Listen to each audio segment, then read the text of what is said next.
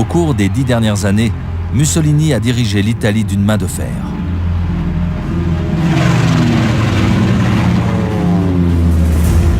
L'Italie forme avec le fascisme une entité forte, indissociable, une entité parfaite, une entité absolue et, oui, leur destin est lié et inaltérable.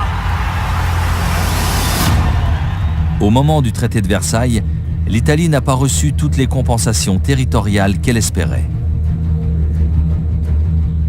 Les Italiens avaient le sentiment d'avoir été floués. Pour beaucoup d'entre eux, bien que dans le camp des vainqueurs, l'Italie est sortie de la guerre avec le moral d'une nation défaite. Mussolini et ses partisans sont persuadés que c'est la démocratie qui est responsable de cette faillite de la patrie. Mussolini est convaincu que la seule façon de rendre à l'Italie sa grandeur est de lui donner un souverain absolu, un duce, lui-même. Un slogan fasciste proclamait « Mussolini ha sempre ragione », ce qui signifie « Mussolini a toujours raison ». Après des années de préparation, le voici enfin à la veille de lancer l'Empire italien dans de nouvelles conquêtes.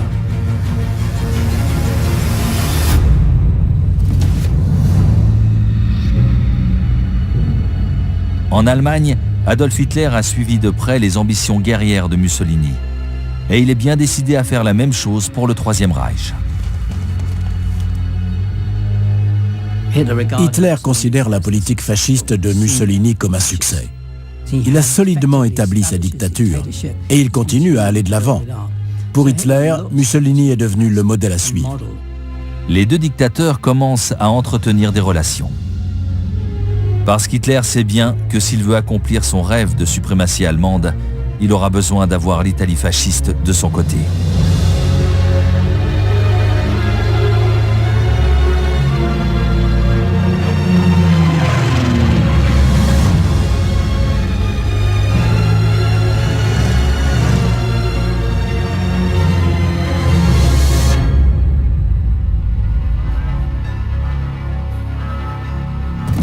C'est un honneur de recevoir un chef d'État dont je partage la... Les relations entre Hitler et Mussolini sont plutôt ambiguës. Nous sommes des patriotes.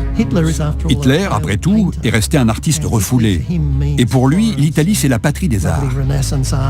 Cette villa appartenait... Ce qui tranche avec l'opinion générale des nazis, qui considèrent les Italiens comme une race inférieure. Le travail en effet somptueux. Un chef-d'œuvre. Oui, absolument.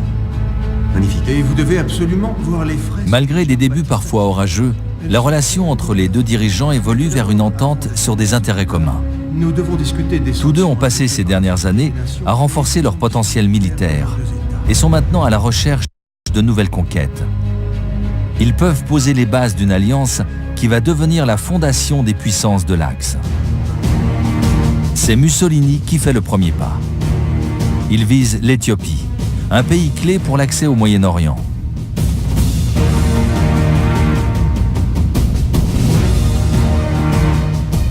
Le combat est tout à fait inégal. Les Éthiopiens, parfois armés seulement de lances, se retrouvent face à des avions, des chars et des gaz toxiques. Mussolini s'empare du pays en quelques mois et se moque des faibles protestations de la Société des Nations. Notre nation répondra aux sanctions militaires par des actions militaires. À sa façon brutale, Mussolini va rompre le fragile équilibre de 1918 pour entraîner de nouveau le monde vers la guerre. À leur mépris, nous répondrons par la victoire. Mussolini tire parti de sa victoire sur l'Éthiopie. Les conquêtes militaires font diversion pour les Italiens qui oublient les difficultés économiques. L'Italie retrouvera sa puissance.